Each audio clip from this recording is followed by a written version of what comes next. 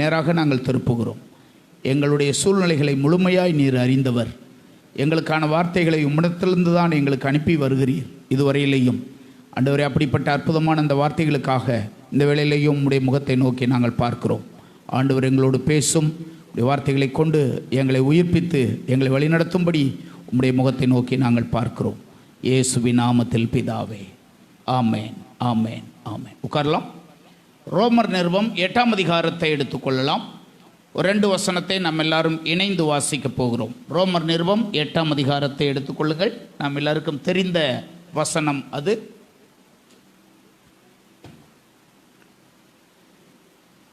எல்லாரும் எடுத்துட்டீங்களா?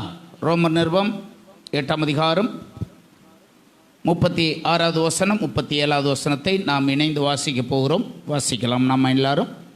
கிறிஸ்துவின் அன்பை விட்டு நம்மை பிரிப்பவன் யார்? உபத்திரவமோ, வியாகுலமோ, துன்பமோ, பசியோ, நிர்வாணமோ, நாசமாசமோ, பட்டயமோ, இவைகள் எல்லாவற்றிலேயும் நாம் நம்மில் அன்பு கூறுகிறவராலே முற்றும் ஜெயம் கொள்ளுகிறவர்களாய் இருக்கிறோமே. அப்போஸ்தலனாகிய பவுல் தேவனுடைய ஜனங்களாகிய ரோமர் பட்டண விசுவாசிகளை உற்சாகப்படுத்தும்படியாக தேவனுக்குள்ளே இருக்கிற அவர்களுக்கு ஒரு வார்த்தையை இந்த இடத்திலே சொல்லுகிறார். அந்த வார்த்தையில் முடிவிலே இப்படி சொல்லப்பட்டிருக்கிறது: இவைகள் எல்லாவற்றிலேயும் தேவன் அவர் நம்மை அன்பு கூர்ந்தார், நாம் அவரை நேசிக்கிறோம், அவரில் அன்பு கூறுகிறோம். அப்படிப்பட்டவர் மூலமாக முற்றிலும் ஜெயம் கொள்ளுகிறவர்களாக நாம் இருக்கிறோமே என்று இந்த வசனத்தை அவர் சொல்லுவதை படிக்கிறோம். இன்றைக்கு என்னுடைய பிரசங்கத்தினுடைய தலைப்பு முற்றிலும் ஜெயம் கொள்ளுகிற ஜீவியம். முற்றிலும் ஜெயம் கொள்ளுகிற ஜீவியம் அது. அப்போஸ்தலனாகிய பவுல் கிறிஸ்துவின் அன்புக்குள்ளே ஒருவன் இருக்க வேண்டும். அப்படி இல்லாவிட்டால் கிறிஸ்துவின் அன்பை விட்டு வெளியே அவன் இருக்க வேண்டும். கிறிஸ்துவின் அன்பிலிருந்து பிரிப்பதற்கு ஒரு தேவனுடைய பிள்ளைக்கு சாத்தான் 17 காரியத்தை கொண்டு வருவான் என்று வரிசையாக அதில் நீங்கள் பார்த்தீங்கன்னா 17 காரியம் போட்டிருக்கும். இதனுடைய ஒட்டுமொத்தமான கருத்து என்னவென்றால், இந்த 17 காரியத்தின் மூலமாக ஒரு தேவனுடைய பிள்ளையை தேவனுடைய அன்பிலிருந்து விளக்கும்படியாக 17 காரியங்கள் என்னென்ன? 1, உபத்திரவம். நான் சொல்லுகிற இந்த 17ம் உங்கள்கிட்ட இல்லாமல் இருக்கலாம். சிலருக்கு ஒன்றுமே இல்லாமல் இருக்கலாம். சிலருக்கு 5 இருக்கும், சிலருக்கு 6 இருக்கும், சிலருக்கு சில காரியங்கள் இருக்கும், சிலருக்கு ஒன்றுமே இருக்காது. இவைகள் எல்லாவற்றையும் பட்டியலாக வரிசையாக அங்கு சொல்லுகிறார். 1, உபத்திரவம். கிறிஸ்துவின் அன்பை விட்டு நம்மை பிரிப்பதற்கு நமக்கு வருகிற உபத்திரவம். உங்களில் யாருக்காவது அந்த உபத்திரவம் இருக்கா? கிறிஸ்துவின் அன்பை விட்டு உங்களை வெளியேற்றுவதற்கான உபத்திரவம். ஒரு காலத்தில் கிறிஸ்துவின் அன்பை விட்டு வெளியேற்றுவதற்கு கிராமத்தை கூட்டி அவர்களை ஊரை விட்டே பிரித்து வைப்பாங்க. அப்படியெல்லாம் நடந்திருக்கு. சிலருக்கு கிறிஸ்துவின் நிமித்தமாக சிலர் வீட்டை விட்டு வெளியேற்றப்பட்டிருக்காங்க, வீட்டை விட்டு வெளியேற்றியிருப்பாங்க. அப்படி நிறைய பேர் எனக்கு தெரியும், வீட்டை விட்டு வெளியேறினவங்க. பல பையங்க. சென்னையில் நான் படிக்கும்போது ஒரு பெரிய பணக்கார வீட்டு பையன், சென்னை பட்டணத்தில் உள்ள பையன், அவங்க அப்பா பெரிய ஜவுளிக்கடை வச்சிருக்கிறார். கிறிஸ்துவை ஏற்றுக்கொண்டது நிமித்தமாக வீட்டை விட்டு துரத்தப்பட்டதுனால வீட்டை விட்டு வெளியேறிட்டார். அவர் ஒரு சபையில் அடைக்கலமாக இருந்தார். அதுக்கு பின்னாடி பைபிள் ஸ்கூலில் சேர்ந்தார். அவர் செல்வ செழிப்புள்ள ஒரு குடும்பத்தில் இருந்த பையன். இயேசுவை ஏற்றுக்கொண்டது நிமித்தமாக வீட்டை விட்டு வெளியேற்றப்பட்ட பையன். அவர் இருக்கிற இடத்தை தேடி அவங்க அப்பா வந்துட்டார். ஒரு நாள் தேடி வந்துட்டார் அந்த இடத்துக்கு. அங்கே பார்த்தா முதல்ல அந்த பையன் இருந்த செட்டப் வேற. இங்கே எப்படி இருக்காருன்னா, முழுமையாக முடி வெட்டி மிலிட்ரிக்காரங்க மாதிரி மொட்டையாக முடி வெட்டி கொஞ்சம் முடியோடு இருக்கார். என்னை பார்த்து அவங்க அப்பா சொன்னார், எவ்வளவோ முடி வச்சுக்கிட்டு, அப்போல்லாம் வந்து ஹிப்பி வச்சுருக்கிறது தான் ஃபேஷனு. ஆம்பளை பையங்கள்லாம் பார்த்தீங்கன்னா நிறைய முடி வச்சுக்கிட்டு அதுக்குன்னு ஒரு சீப்லாம் இருக்குது, அதெல்லாம் வச்சு ஜீவிக்கிட்டு அப்படி திரிவாங்க. அப்போ பழைய காலத்து போட்டோலாம் நீங்களே பார்த்துருப்பீங்க, நீங்களே கூட வச்சுருந்துருக்கலாம். அப்படி இருந்த பையன் ஆனால் இப்போ எப்படி மாறிட்டான், சாமியார் மாதிரி மாறிட்டான் அப்படின்றார் அவங்க அப்பா. வந்து எப்படியோ அந்த பக்கமாக வந்தவர் தேடி வந்து கூட்டிகிட்டு போகிறதுக்காக வரல, நீ கிறிஸ்துவின் அன்பை விட்டு விட்டால் வா என்றெல்லாம் இயேசுவின் அன்பினாலே வீட்டை விட்டு அநேகர் துரத்தப்பட்டவங்களாம் இருக்காங்க, நாட்டை விட்டு துரத்தப்பட்டவங்க இருக்காங்க. இன்றைக்கும் கிறிஸ்தவர்களாக நம்ம பார்த்து மற்றவங்க என்ன சொல்கிறாங்க, இந்த தேசத்தில் நீங்கள் இருந்தீங்கன்னா இந்த சாமியத்தையும் கும்பிடணும், இதை விட்டுட்டீங்கன்னா எங்கள் நாட்டை விட்டு என்ன செய்யுங்க போங்கன்னு கூட சொல்கிறாங்க. இப்படி நாட்டை விட்டு போனவங்க இருக்காங்க, ஊரை விட்டு போனவங்க இருக்காங்க, அடி வாங்கினவங்க இருக்காங்க, திட்டு வாங்கினவங்க இருக்காங்க, செல்வத்தெல்லாம் வீட்டெல்லாம் பிடுங்கி கொண்டவங்க இழந்தவங்க இருக்காங்க. இவைகள் தான் உபத்திரவம். இதெல்லாம் எண்ணி பார்க்கும்போது எனக்கு இருக்கிற உபத்திரவம் என்ன, கிறிஸ்துவை பின்பற்றதில்லை என்று நாம் எண்ணி பார்க்கிறோம். அடுத்து அவர் சொல்றாரு பாருங்க, கிறிஸ்துவின் நிமித்தமாக வியாகுலப்படுவது, அப்படிப்பட்ட நிலைமைக்கு தள்ளப்படுவது. அடுத்து அவர் சொல்றாரு துன்பப்படுத்தப்படுவது. அடுத்து பசியோடு கூட இருப்பது, பசியும் பட்டினியுமா இருப்பது.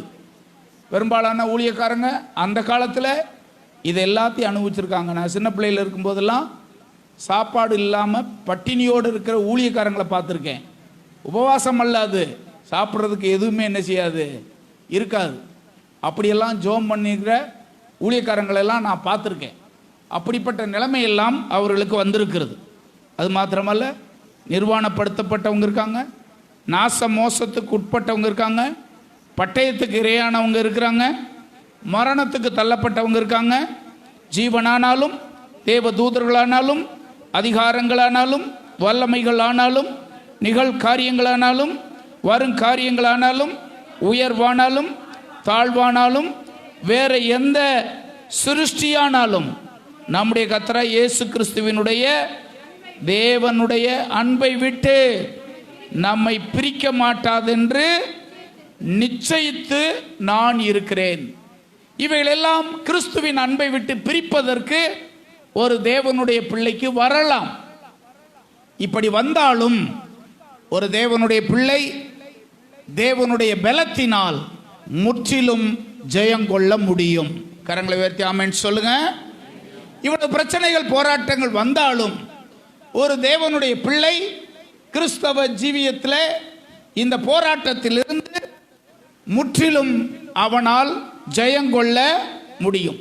பொதுவாக நாம் எல்லாருக்கும் தெரியும், கிறிஸ்துவை ஏற்றுக்கொண்ட நாளில் இருந்து கிறிஸ்தவ ஜீவியம் என்பது இந்த முழு வேதாகமத்தில் நீங்கள் படித்து பார்த்தீங்கன்னா அது போராட்டம் நிறைந்தது. கிறிஸ்தவ ஜீவியம் என்பது சாதாரணமானது அல்ல, சாதாரணமானது அல்ல. ஒருவர் இப்படி தன்னுடைய புஸ்தகத்தில் எழுதியிருந்தார். ஒரு ஊழியக்காரர் என்னுடைய ஊழியத்தின் ஆரம்ப காலத்தில் இந்த புஸ்தகத்தை படிக்கும்போது அந்த ஒரு வரிகள் எனக்கு மறக்க முடியாமல் இருந்தது.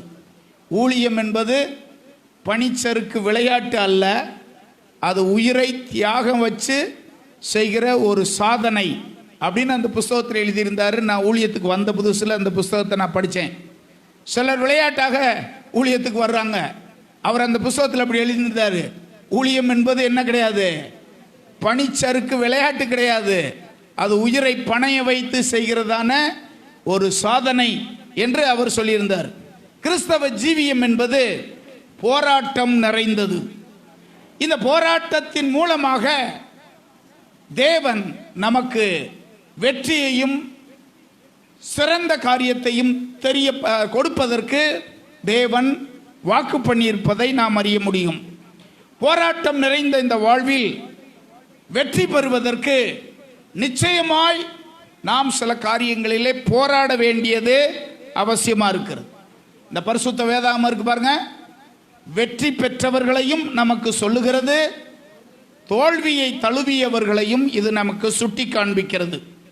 போராட்டம் என்பது இங்கே இருக்கிற எல்லாருக்கும் ஒரே மாதிரி இருக்காது. எல்லாருக்கும் உண்டு, ஆனால் ஒரே மாதிரி என்ன செய்யாது, இருக்காது. இங்க இருக்கிற எல்லாருக்கும் போராட்டம் இருக்கு. கிறிஸ்துவை ஏற்றுக்கொண்ட கிறிஸ்துவ வாழ்க்கையில வருகிற நாம் எல்லாருக்கும் போராட்டம் இருக்கிறது.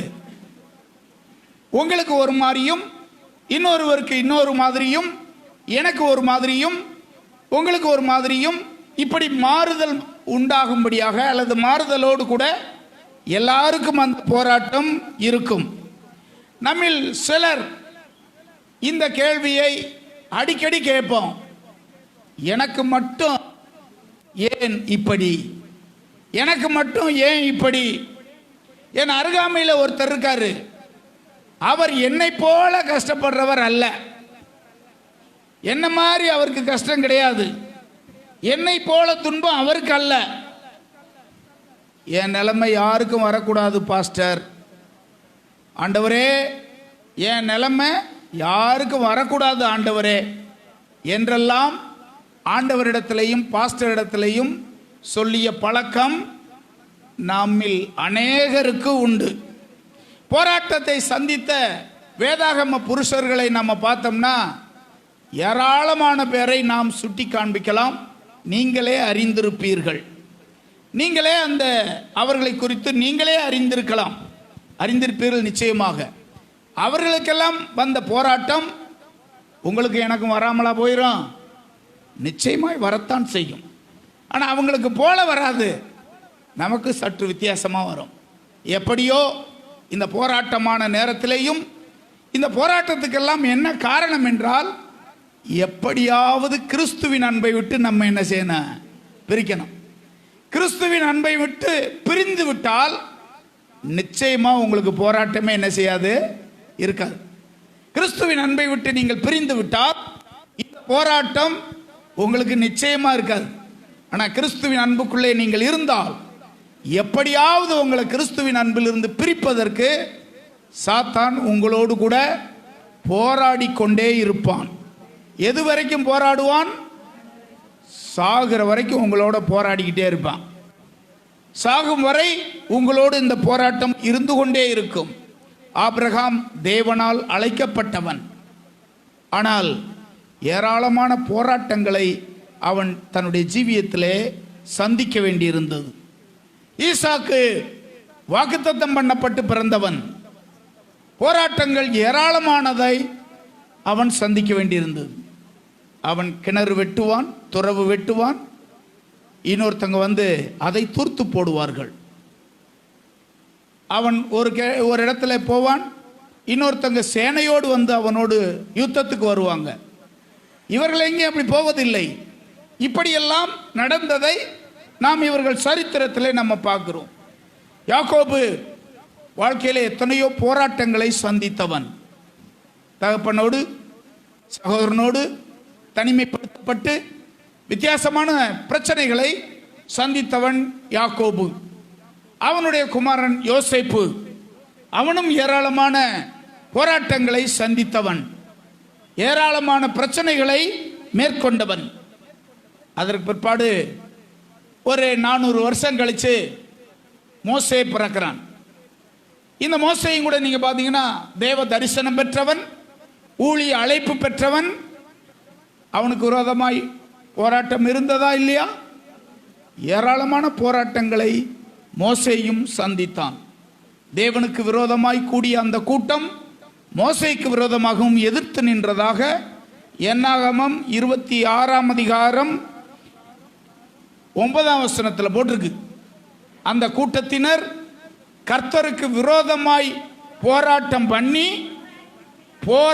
பண்ணி கோராகின் கூட்டாளிகளாகி மோசேக்கும் ஆரோனுக்கும் விரோதமாக முறுமுறுத்தார்கள் அல்லது விவாதம் பண்ணினார்கள் அப்படின்னு போட்டிருக்கு. போராட்டத்தை சந்தித்தான் மோசே. இந்த போராட்டத்தின் மூலமாகத்தான் தேவனை அவன் அதிகமாய் பற்றி கொண்டான். போராட்டத்தை சந்தித்த யோபுவை குறித்தும் நாம படிக்கிறோம். அவனுக்கு வந்த போராட்டங்கள் என்ன நாம் எல்லாருக்குமே தெரியும். நமக்கெல்லாம் அது வந்திருக்கா? நம்முடைய போராட்டங்கள் பெருசு பெருசு நம்ம நினைச்சுக்கிட்டே இருப்போம். 7ஆம் அதிகாரம் 1 வசனத்தை வாசியுங்கள். யோபுவின் புஸ்தகம் 7ஆம் அதிகாரம் 1 வசனத்தை வாசியுங்கள். பூமியிலே போராட மனுஷனுக்கு குறிக்கப்பட்ட காலம் போராட மனுஷனுக்கு குறிக்கப்பட்ட காலம் ஒன்று உண்டு என்று போராட்டத்தை சகித்து அவன் சொல்லுவதை படிக்கிறோம். தொடர்ந்து தேவனை நம்பியிருந்தான். ஆனால் அவனுடைய வார்த்தையை நீங்கள் பார்த்தீங்கன்னா 10-17 10ஆம் அதிகாரம் 17ஆம் வசனம், 14ஆம் அதிகாரம் 14ஆம் வசனம், தொடர்ந்து நீங்கள் பார்த்தீங்கன்னா போராட்டத்தின் மேல் போராட்டம். 10ஆம் அதிகாரம் 17ஆம் வசனத்தில் எப்படி போட்டிருக்கு? போராட்டத்தின் மேல் போராட்டம் என் வாழ்க்கையிலே அதிகரிக்கிறது. 14 போராட்டத்தின் காலமெல்லாம் எனக்கு எப்பொழுது இந்த போராட்டத்துக்கு முடிவு வரும் என்று நான் காத்திருக்கிறேன். இவர்கள் எல்லாரும் யார் அப்படின்னா, உத்தமனாய் நடந்து நீதியை பின்பற்றி தேவனை பற்றி கொண்ட மக்கள்தான். வாழ்க்கையிலே பல்வேறு போராட்டங்களையும் பல்வேறு இன்னல்களையும் சந்தித்திருக்கிறாங்க அவங்கெல்லாம். இவைகளெல்லாம் உண்மையாய் நாம் படித்திருந்தோமானால் நமக்கு வர்ற பிரச்சனைகள் போராட்டங்களை எல்லாவற்றையும் நாம் பெருசு பண்ண மாட்டோம். அநேக நேரத்தில் பெருசு பண்ணுறதுக்கு காரணம் என்னவென்றால், எனக்கு மட்டும்தான் அந்த போராட்டம் நினைக்கிறேன் பாருங்க, அப்போதுதான் சிக்கல் வருகிறது. போராட்டத்தை சந்தித்த அநேகரை வேதம் நமக்கு எடுத்து காட்டுகிறதை கவனிக்கலாம். தாவீதை குறித்து நாம் படிக்கிறோம் பரிசுத்த வேதாகமத்திலே. 30 வயதிலே அவன் ராஜாவானான். ஏறத்தாழ ஒரு இளமையிலே அவன் கோலியாத்தை கொன்றான். அதற்கு பிற்பாடு அவன் எத்தனையோ போராட்டங்களை ஜீவனுக்கு பயந்து ஏறத்தாழ 14 ஆண்டுகள் தொடர்ந்து பல இடங்களிலே ஓடிக்கொண்டே இருக்க வேண்டியிருந்தது. ஒரு இடத்துல நிம்மதியாக தூங்க முடியாது, எப்பொழுது மரணம் வரும் என்று சொல்லி அங்கலாய்த்தவனாய் பல்வேறு இடங்களிலே சுற்றி கொண்டே திரிந்தான். இப்படிப்பட்ட வாழ்க்கையை அவன் அனுபவித்தான். தானியேலை குறித்து நாம் படிக்கிறோம். போராட்டங்கள் நிறைய வந்தது. இல்லாத குற்றச்சாட்டுகள் அவன் மேலே சுமத்தப்பட்டது. தேவன் அவனோடு கூட இருந்து அந்த போராட்டத்தை அவன் ஜெயித்தபடினாலே வேதம் இப்படி சொல்லுது, தானியேலின் காரியம் ஜெயமா இருந்தது. போராட்டத்தின் மத்தியிலேயும் தானியேல் இவைகள் எல்லாவற்றிலிருந்தும் ஜெயத்தை பெற்றுக்கொண்டான் அப்படின்னு நம்ம பார்க்கிறோம். பேதுரு தேவனால் அழைக்கப்பட்டான். போராட்டம் இல்லாமல் இருந்ததா என்று பேதுருவிடத்தில் அவனுடைய வார்த்தைகளை நம்ம படித்தோம்னா, பேதுருவினுடைய வாழ்க்கையில் இருந்த போராட்டங்கள் பாருங்க. ஒவ்வொரு நாளும் சிறைச்சாலைக்கும் ஒவ்வொரு நாளும் மரணத்துக்கும் ஏதுவாக பாத்திரம் உள்ளவனாக வாழ்ந்ததை நிருபத்திலேயும் அப்போஸ்தலர் நடபடிகளிலேயும் நாம் அதிகமாய் நாம் பார்க்க முடியும். பவுலுடைய வாழ்க்கை ஒரு பெரிய போராட்டமான வாழ்க்கை. அது தன்னுடைய போராட்டத்தை குறித்து ஏராளமான வசனங்களில் அவர் குறிப்பிட்டிருக்கிறார். கொலோசியர் நிருபம் 2ஆம் அதிகாரம் 1 வசனத்திலே அவர் இப்படியாய் சொல்லுகிறதை படிக்கிறோம். கொலோசியர் 2ஆம் அதிகாரம் 1வது வசனத்திலே, உங்களுக்காகவும் லவோதிக்கேயாவில் இருக்கிறவர்களுக்காகவும் சரீரத்தில் என் முகத்தை காணாதிருக்கிற மற்ற எல்லாருக்காகவும் மிகுந்த போராட்டம் எனக்கு உண்டு என்று நீங்கள் அறிந்து கொள்ளும்படி விரும்புகிறேன். தன்னுடைய இறுதி காலத்தில் அவர் இப்படி சொல்லுவார். 2 தீமோத்தேயு 4:7 இப்படி சொல்லுவார், நல்ல போராட்டத்தை நான் போராடினேன், எனக்கு எல்லாமே ஜாலியா இருந்துச்சு என்று அவர் சொல்லலை. தன்னுடைய வாழ்க்கையின் முடிவில் எப்படி சொல்றாரு? ஒரு போராட்டம் போராடினேன் நான். அது என்ன போராட்டம்? அது கிறிஸ்துவின் அன்பை விட்டு நான் வெளியே போகாமல் இருப்பதற்கு நல்ல போராட்டத்தை நான் போராடினேன். போராட்டம் பல நிலைகளில் வித்தியாசமாய் வருகிறது. ஒரு மாமியார் சொல்லுச்சு, இந்த மருமகனால தான் என் நிம்மதியே போகுது அப்படின்னுச்சு. யாரோடு அதுக்கு போராட்டம்? இப்ப மருமகளோட பெரிய போராட்டம். இப்ப அதுக்கு மருமகள்கிட்ட கேட்டா என்ன சொல்ல? இது செத்தாத்தான் நான் உறுதியா இருக்க, உண்மையா நான் நிம்மதியா இருக்க முடியும் அப்படின்ட்டோம். போராட்டம் சிலருக்கு மாமியாவோட, சிலருக்கு மருமகளோட, சிலருக்கு பெற்றோரோட, சிலருக்கு பிள்ளைகளோட, சிலருக்கு கணவரோட, சிலருக்கு மனைவியோட, சிலருக்கு அக்கா தங்கச்சியோட, சிலருக்கு டிபார்ட்மெண்ட்ல கூட வேலை பார்க்குறவங்களோட பெரிய போராட்டம் இருக்கு. விசுவாசிக்கு மற்ற விசுவாசியோட போராட்டம் இருக்கும். விசுவாசிக்கு உலகத்தோடு போராட்டம் இருக்கும். விசுவாசிக்கு பொல்லாத ஆவிகளின் சேனையோடு போராட்டம் இருக்கும். இப்பக்கமும் போராட்டமாக இருக்கலாம் உங்களுக்கு. இதன் மத்தியிலே தான் முற்றிலும் ஜெயங்கொள்ளுகிறவர்களாய் கர்த்தர் உங்களை நிலைநிறுத்த வல்லவராக இருக்கிறார். அல்லேலூயா. முற்றிலும் ஜெயங்கொள்ளுகிறவர்களாய் இருக்க தேவன் உங்களுக்கு உதவி செய்ய அவர் வல்லவராய் இருக்கிறார். முற்றிலும் பலப்படுத்தும்படியாக ஒரு கூட்டத்தை உங்களுக்கு நான் ஏற்கனவே பலமுறை சொல்லியிருப்பேன்னு நினைக்கிறேன். ரொம்ப கடினமான ஒரு சூழ்நிலையிலே சினிமா தியேட்டரில் ஒரு கூட்டத்தை நான் ஏற்பாடு பண்ணியிருக்கிறேன். ஒரு 10-15 வருஷத்துக்கு முன்னாடி பொருளாதாரத்தில் ரொம்ப சிக்கலான நேரத்தில் இருக்கேன். ஒரு கூட்டத்தை நான் ரெடி பண்ணியிருக்கேன். ஒரு 3 நாள் கூட்டம். அது நம்ம பெரிய அந்த சினிமா தியேட்டரில் முதல் நாள் கூட்டம் முடிஞ்சு அந்த பாஸ்டருக்கு காணிக்கை கொடுப்பதற்காக இருக்கிற எல்லா காசையும் ரெடி பண்ணி அப்படியெல்லாம் கூட காணிக்கை கொடுத்து நான் அனுப்பியிருக்கேன். ஒருவேளை உங்களுக்கு தெரியாமல் இருக்கலாம், நம்ம பாஸ்டர் பெரியவரை கூட்டி வந்து வச்சு இங்கே கூட்டம் நடத்திட்டு காணிக்கையாக ஒரு கவரில் போட்டு சில்லற காசாக காணிக்கை கொடுத்துருக்கேன். அது ஆண்டவருக்கும் தெரியும், எனக்கும் தெரியும், பாஸ்டருக்கும் தெரியும். இப்படியெல்லாம் சில்லற காசாக காணிக்கை கொடுத்துருக்கேன். அப்படிலாம் ஒரு காலத்துலலாம் அப்படிலாம் இருந்திருக்கு. இப்படி கஷ்டமான சூழ்நிலையும் ஆண்டவருடைய ஊழியத்தை செய்து அதை முடிச்சிருக்கேன். 3 நாள் கூட்டம் முடிஞ்சது. பஸ் ஸ்டாண்டு பக்கத்தில் எங்கள் வீடு இருந்துச்சு, அந்த ஹோட்டலுக்கு பின்னாடி. அந்த பஸ் ஸ்டாண்டில் பல இடங்கள்லேருந்து பாஸ்டருங்க வந்திருக்காங்க, பல சபைகள்லேருந்து விசுவாசிங்க வந்திருக்காங்க. எல்லாரும் அங்கே இருக்காங்க. 2-3 பாஸ்டருங்க என்கிட்ட வந்தாங்க. வந்து இப்படி கேட்டாங்க, பாஸ்டர் இன்றைக்கி 3 நாள் கூட்டம் நல்ல ஆசீர்வாதமாக முடிஞ்சு பாஸ்டர், ஆனால் உங்களை பற்றி அங்கனக்குள்ளே 2 பாஸ்டர் பேசிக்கிட்டாங்க. இந்த பிரசங்கம் பண்ண வந்த பாஸ்டரு நிறையா பணத்தை பாஸ்டர்கிட்ட கொடுத்துருக்காங்க, உங்கள்கிட்ட கொடுத்தது மாதிரி பேசுகிறாங்க பாஸ்டர் அப்படின்னாங்க. இந்த வார்த்தையை கேட்ட உடனே எனக்கு மனசு ரொம்ப வேதனையாயிருச்சு. முதல்ல ரொம்ப வேதனையாயிருச்சு. ஏன்னா இப்படி பேசுகிறாங்க அப்படின்னு. உடனே பக்கத்தில் ஒருத்தன் இதை கேட்டுக்கிட்டே இருப்பேன், சாத்தியான். இவன் வந்து என்கிட்ட என்ன சொல்லியிருப்பான்னு நீங்கள் நினைக்கிறீங்க? ஜெயக்குமார், இதெல்லாம் உனக்கு தேவையா? அந்த கூட்டமெல்லாம் உன் காசை போட்டு நடத்துகிற, நீனே போய் வால் போஸ்டர் ஓட்டுற, நீனே என்னென்னமோ செய்கிற, வர்ற பாஸ்டருக்கு நீ சாப்பாடு கொடுக்குற, நீ காணிக்க கொடுக்குற, ஆனால் உன்னை பற்றிலாம் இப்படி பேசுகிறாங்கப்பா. இந்த மாதிரிலாம் ஒரு கூட்டத்தையும் நீ என்ன செய்யாதப்பா. இப்படி தான் பிசாசு வந்து சொன்னான். பிசாசு என்கிட்ட வந்து ரொம்ப சொல்லிக்கிட்டே இருந்தேன், பத்தியா உன்னை பற்றி எப்படிலாம் தப்பாக பேசுகிறாங்கன்ட்டு, உன்னை பற்றி எப்படி தப்பாலாம் பேசுகிறாங்க பத்தியா, இது உனக்கு தேவையா? நீ பாட்டு கம்முன்னு இரு. இப்படி சொல்லுவாங்க பொதுவாக.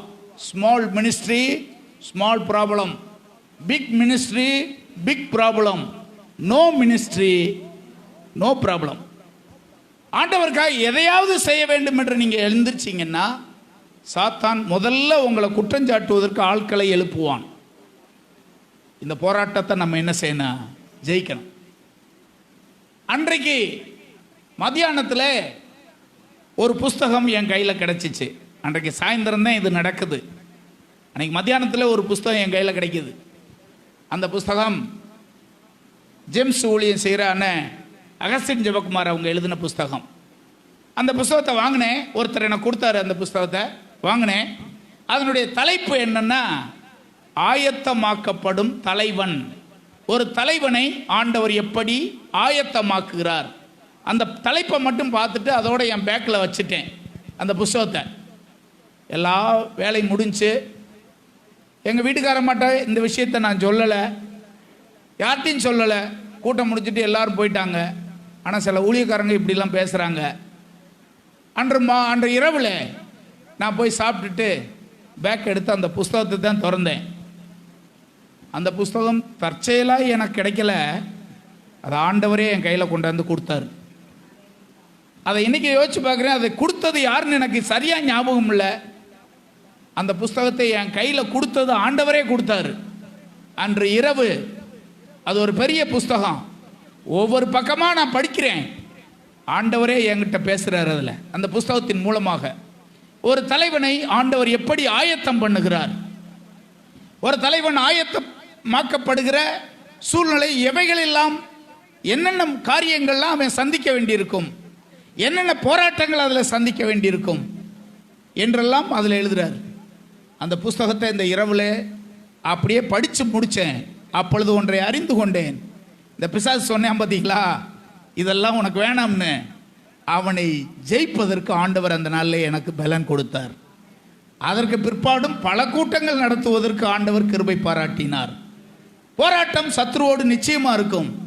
கிறிஸ்துவின் அன்பை விட்டு பிரிக்கவும், ஊழியத்தை விட்டு பிரிக்கவும் பிசாசு எத்தனையோ காரியத்தை உன்னுடைய வாழ்க்கையில் அவன் செய்ய ஆரம்பிப்பான். அந்த புஸ்தகத்தை இன்னைக்கு நான் வச்சிருக்கேன், என்னுடைய டேபிளில் இருக்கு. எனக்கு எப்போதெல்லாம் தேவைப்படுதோ அப்போதெல்லாம் அந்த வார்த்தையின் மூலமாக, வசனத்தின் மூலமாக என்னை திடப்படுத்தி கொள்ளுவேன்.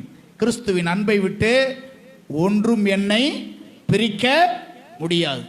கிறிஸ்துவின் அன்பை விட்டு பிரியாமல் இருப்பதற்கு வேதம் சில வழிமுறைகளை நமக்கு காட்டுகிறது. ஒரு 4 குறிப்பை உங்களோடு பகிர்ந்து கொண்டு நான் ஜெபம் பண்ணி முடிக்கும்படி விரும்புகிறேன். ஏனென்றால் உங்களில் அநேகர் போராட்டத்தில் இருக்கலாம், உங்களில் அநேகர் போராடி கொண்டிருக்கலாம். நீங்கள் வெல்லுவதற்கான வழி இருக்கிறது, ஜெயிப்பதற்கான வழி நிச்சயமாக இருக்கிறது. கிறிஸ்துவின் அன்பை விட்டு விலகி போவதற்கான காரியத்தை பிசாசு உன்னில் செய்யலாம். ஆனால் உன்னை ரட்சித்த ஆண்டவர் உன்னை பிரிய மலமில்லாதவராய், உன்னை விட்டு பிரிய முடியாதவராய் போராடி கொண்டிருக்கிறார் என்பதை நீ அறிந்து கொள்ள வேண்டும். கிறிஸ்துவின் அன்பை விட்டு ஒருபோதும் போய்விடக்கூடாது. நீ அவருடைய அன்பை நிதானித்து பார்த்து அவரோடு கூட நீ இணைந்து கொள்ள வேண்டும் என்று ஆண்டவர் விரும்புகிறார். ஜெயிப்பதற்கான 4 வழிகளை வேதம் நமக்கு சொல்லுகிறது. கிறிஸ்துவின் அன்பிலிருந்து நாம் வெளியேறாமல் போராட்டத்தை ஜெயிப்பதற்கான 4 வழிகள் பைபிளில் சொல்லப்பட்டிருக்கிறது. 1 யோவான் 4:4. 1 யோவான் 4:4. பிள்ளைகளே, நீங்கள் தேவனால் உண்டாயிருந்து அவர்களை ஜெயித்தீர்கள், ஏனெனில் உலகத்தில் இருக்கிறவனிலும் உங்களில் இருக்கிறவர் பெரியவர். இந்த வசனத்திலிருந்து நாம் ஒன்றை புரிந்து கொள்கிறோம். கிறிஸ்து உங்களுக்குள்ளே இருந்தால் நிச்சயமாய் நீங்கள் ஜெயிப்பீர்கள். கிறிஸ்து உனக்குள்ளே இருந்தால் எவ்வளவு பெரிய போராட்டத்தையும் உன்னால ஜெயிக்க முடியும். ஏனென்றால் உலகத்தில் இருக்கிறவனிலும் உனக்குள்ளே இருக்கிறவர் பெரியவர். இந்த பெரியவரின் மூலமாக நீ அந்த எவ்வளவு பெரிய போராட்டமாக இருந்தாலும் நீ ஜெயிக்க முடியும். எப்பொழுது தெரியுமா ஜெயிக்க முடியும்? அவர் உனக்குள்ளே இருந்தால். அவர் உனக்குள்ளே இருந்தார்னு வச்சுக்க, எவ்வளவு பெரிய போராட்டத்தை உன்னால நிச்சயமாய் ஜெயிக்க முடியும். 2வது குறிப்பு, போராட்டத்தில் ஜெயிப்பது எப்படி? எபிரேயர் 11:33. எபிரேயர் 11:33. விசுவாசத்தினாலே, இங்க போட்டிருக்கு ராஜ்யத்தையே ஜெயித்தார்கள் அப்படின்னு போட்டிருக்கு. 1, கிறிஸ்து உனக்குள்ளே இருந்தால் நீ ஜெயிக்கலாம். 2வது, விசுவாசம் உனக்குள் இருந்தால் நீ ஜெயிக்கலாம். விசுவாசத்தினாலே நாட்டை ஜெயித்தார்கள், ராஜ்யத்தை ஜெயித்தார்கள், நீதியை நடப்பித்தார்கள், வாக்குத்தத்தங்களை பெற்றார்கள். சிங்கங்களின் வாயை கூட விசுவாசம் உனக்குள்ளே இருந்தால் நீ இந்த போராட்டத்தில் நிச்சயமாய் நீ ஜெயிக்கலாம். அடுத்து ஒரே வசனத்திலே 2 காரியத்தின் மூலமாக ஜெயிக்கலாம்னு போட்டிருக்கு. வெளிப்படுத்தின விசேஷம் 12ஆம் அதிகாரம் 11வது வசனம். வெளிப்படுத்தின விசேஷம் 12ஆம் அதிகாரம் 11வது வசனம். மரணம் நேரிடுகிறதா இருந்தாலும் அதற்கு தப்பும்படி தங்கள் ஜீவனையும் பாராமல், ஒரு குறிப்பு இதில் இருக்கு, ஆட்டுக்குட்டியின் இரத்தத்தினாலும் வசனத்தினாலும் ஜெயித்தார்கள். இந்த 2 காரியத்தினாலேயும் உலகத்தை நாம ஜெயிக்க முடியும். 1 இரத்தத்தினாலும், இன்னொன்று வசனத்தினாலும் நாம் சாத்தானை ஜெயிக்க முடியும். இவைகள் ஒவ்வொன்றையும் சுருக்கமாக நாம் பார்க்க போகிறோம். கிறிஸ்து உனக்குள்ளே இருந்தால் என்று நான் முதல்ல சொன்னேன். நம்முடைய கர்த்தராகிய இயேசு கிறிஸ்து எனக்குள்ளே இருந்தால் நிச்சயமாய் நான் ஜெயிக்கிறவனாய் இருப்பேன். நான் எப்பொழுது தெரியுமா ஜெயிக்க முடியும்? அவர் என் கூட இருந்தால். தாவீது இப்படி சொல்றாரு பாருங்க, 18:29 சங்கீதத்தில் பார்க்கிறோம் அல்லவா? நான் ஒரு சேனைக்குள் பாய்வேன், ஒரு மதிலை தாண்டுவேன். எப்படி தாண்டுவேன்? உம்மாலே, உங்களால தான். நீர் எனக்குள்ள இருக்கிறதுனால தான். ஒரு பெரிய சேனைன்னு நான் பார்க்க மாட்டேன். சேனையை என்ன செய்வேன்? நான் தாண்டுவேன். சேனைக்குள் பாய்ந்து போவேன். என் தேவனாலே ஒரு பெரிய மதிலையும் என்ன செய்வேன்? நான் தாண்டுவேன். ஒரு பெரிய மதிலையும் தாண்டுவேன். சேனைக்குள் பாய்வேன். சங்கீதம் 18:29. தாவீது சொல்றா, என்னுடைய பலத்தினால நான் போவேன்னு சொல்லல, என்னுடைய சுய பலத்தினால அல்ல. நான் எப்படி அதை செய்வேன்? உம்மாலே. அப்போஸ்தலனாகிய பவுல் கூட 1 கொரிந்தியர் 15:57 சொல்றாருல, 1 கொரிந்தியர் 15:57 நம்முடைய கர்த்தராகிய இயேசு கிறிஸ்துவினாலே நமக்கு ஜெயம் கொடுப்பவர் அவர். உனக்கு ஜெயத்தை கொடுப்பவர் யாரு? அவர். உனக்கு ஜெயத்தை தருகிறவர் அவர். உனக்கு ஜெயம் கொடுக்கிறவர் அவர். பல யுத்தங்களை செய்து பல வெற்றிகளை பெற்ற சாலமோன் ஞானி தன்னுடைய அனுபவத்தில் ஒரு காரியத்தை சொல்றாரு. அது நீதிமொழிகள் 21 இருக்கு. நீதிமொழிகள் 21:31 மன்னனாய் 40 ஆண்டுகள் இருந்தான். பல்வேறு யுத்தங்களை அவன் சந்தித்தான். உலகத்தில் நடக்கிற எல்லா யுத்தங்களையும் கண்டான். ஒரு வார்த்தை எப்படி சொல்லியிருக்கான்? ராணுவத்தை எவ்வளவோ ஆயத்தம் பண்ணலாம், சேனையை எவ்வளவோ ஆயத்தம் பண்ணலாம், ஆனால் ஜெயம் யார்கிட்ட இருந்து தான் வரும்? கர்த்தரால தான் என்ன செய்யணும்? ஜெயம் வரணும். இதை நீங்களும் நானும் முழுமையாய் ஒத்துக்கொள்ளணும். நான் எப்பொழுது போராட்டத்திலிருந்து ஜெயம் பெற முடியும்? கிறிஸ்து எனக்குள்ளே இருந்தால், ஆண்டவர் எனக்குள்ளே இருந்தால். ஒரு சேனைக்குள் பாய்வேன் அப்படின்னு சொன்னார்ல அவரு. என் கூட இருக்கிறவர் எப்படிப்பட்டவர்? சேனைகளின் கர்த்தர் என்பதையும் அவன் உணர்ந்திருந்தான். எனக்குள்ளே இருக்கிறவர் எப்படிப்பட்டவர்? சேனையின் கர்த்தர். 46 சங்கீதம் வசனம் 7வது வசனத்தில் போட்டிருக்கு. 46:7 படிக்கிறோம். சேனைகளின் கர்த்தர் நம்மோடு இருக்கிறார். 11ஆம் வசனம் பாருங்க. சேனைகளின் கர்த்தர் நம்மோடு கூட இருக்கிறார். எனவே முதல் வசனத்தில் இப்படி சொல்றாரு, தேவன் நமக்கு அடைக்கலமும் பலனும் ஆபத்து காலத்தில் அனுகூலமான துணையும் ஆனவர். ஆகையால் பூமி நிலை மாறினாலும் மலைகள் நடு சமுத்திரத்தில் சாய்ந்து போனாலும் ஜலங்கள் பொங்கி அதன் பெருக்கினால் பர்வதங்கள் அதிர்ந்தாலும் நாம் பயப்படோம். ஏன் தெரியுமா? சேனைகளின் கர்த்தர் நம்மோடு கூட. உங்கள் அனுதின வாழ்க்கையில் இதை நீங்கள் சுய பரிசோதனை செய்து கொள்ள வேண்டும். உங்க அனுதின வாழ்க்கையில் அவ்வப்போது இந்த கேள்வியை கேட்டுக்கொள்ளணும். என்ன கேள்வி? தேவன் என் கூட இருக்கிறாரா?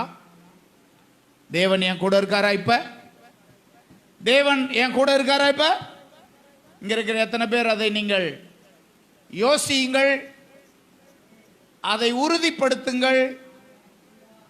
உங்கள் இருதயம் என்ன பதில் சொல்லுதுன்னு பாருங்க. உங்க இருதயம் என்ன சொல்லுதுன்னு பாருங்க.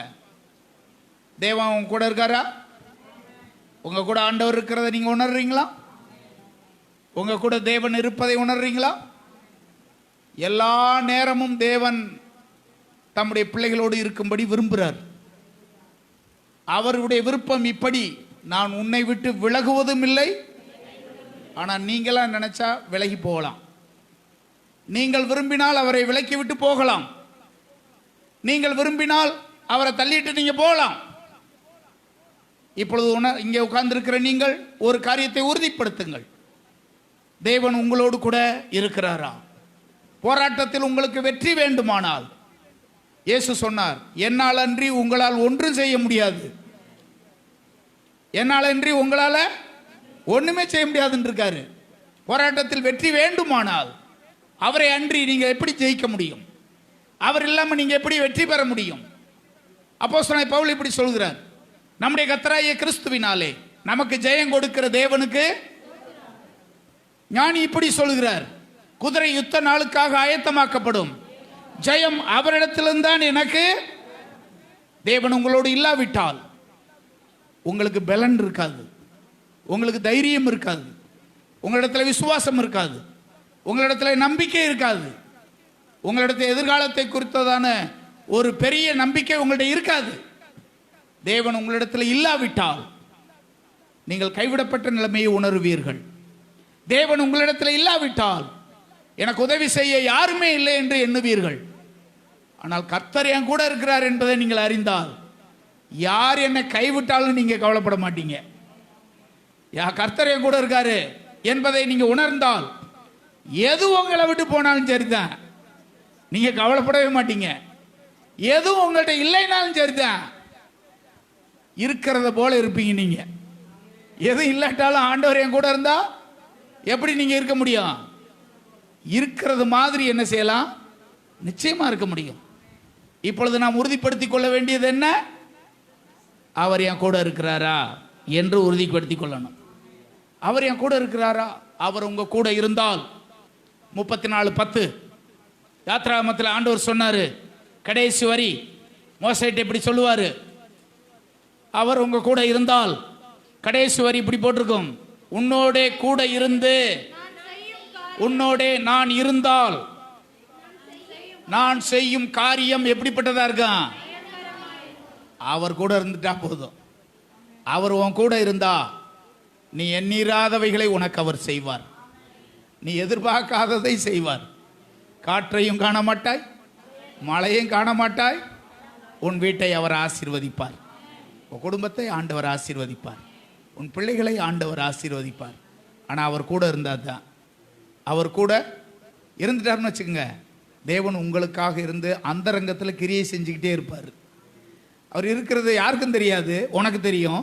உன் கூட இருக்கிற ஆண்டவர் உனக்காக யுத்தம் பண்ணிக்கிட்டே இருப்பார், உனக்காக அற்புதம் பண்ணிக்கிட்டே இருப்பார்.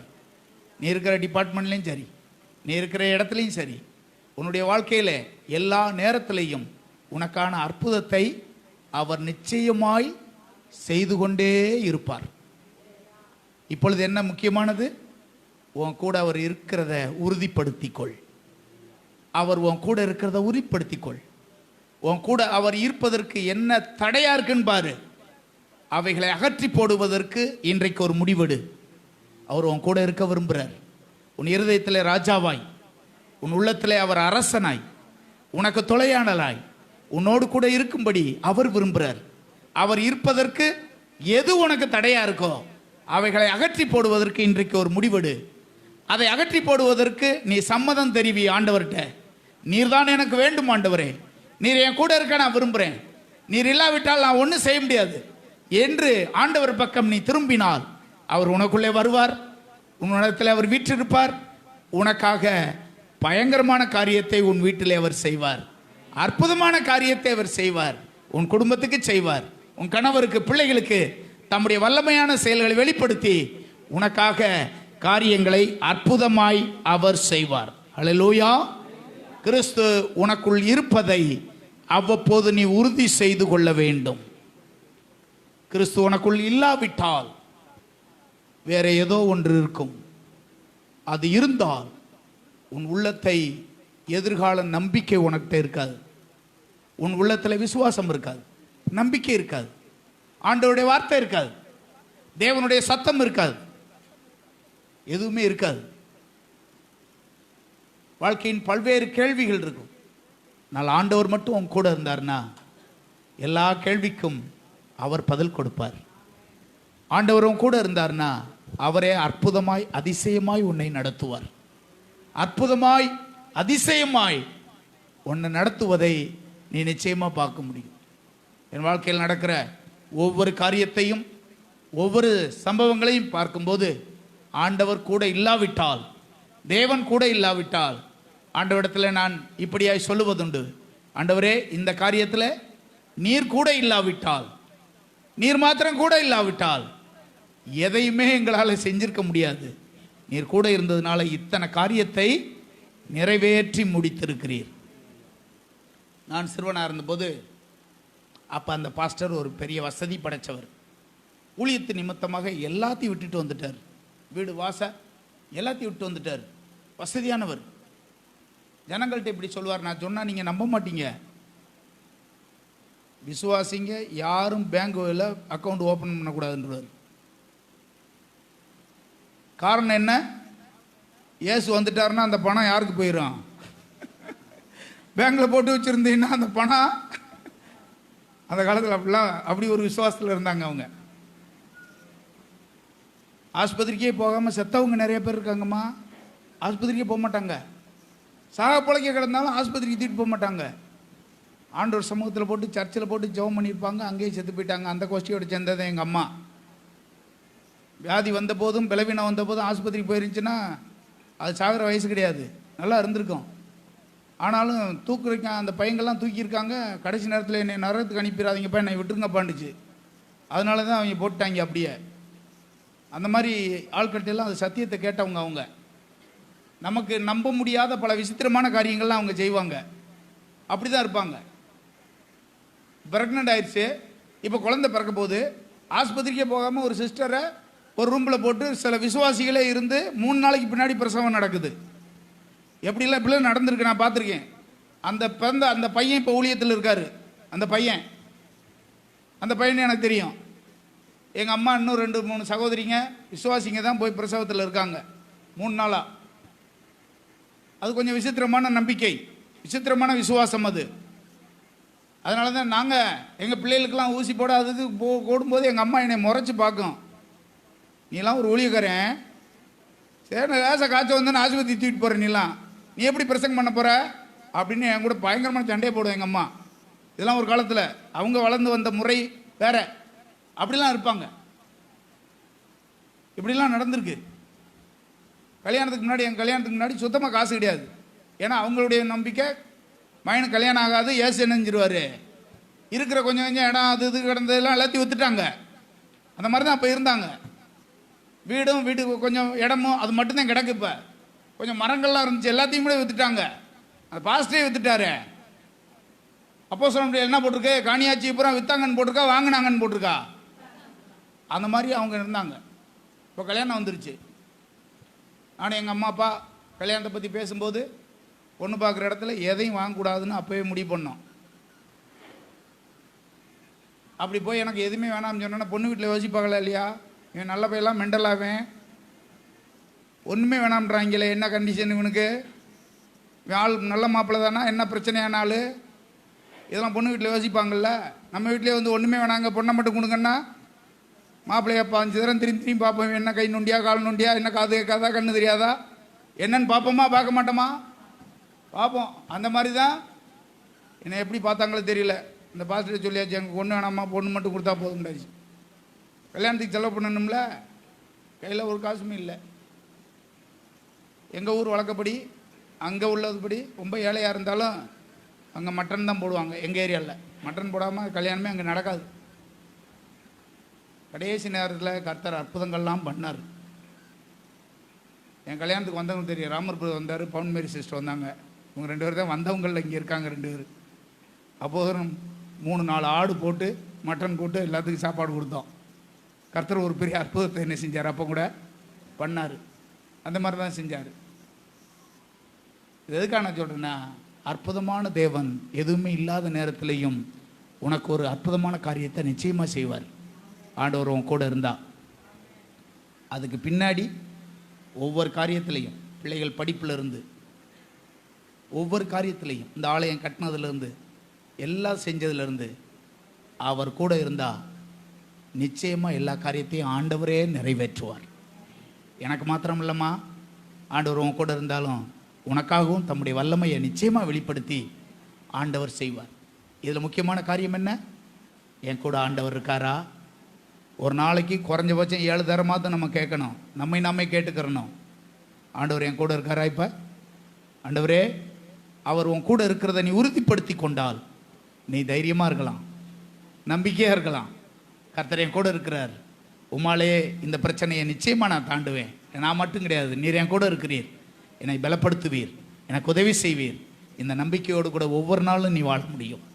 இரண்டாவது குறிப்பை நம்ம பார்க்கிறோம். எபிரேயர் 11:33 நம்ம படிக்கிறோம், விசுவாசத்தினாலே ராஜ்யங்களை ஜெயித்தார்கள். விசுவாசத்தினாலே ஜெயிக்கலாம். எபிரேயர் 11:29 பாருங்க.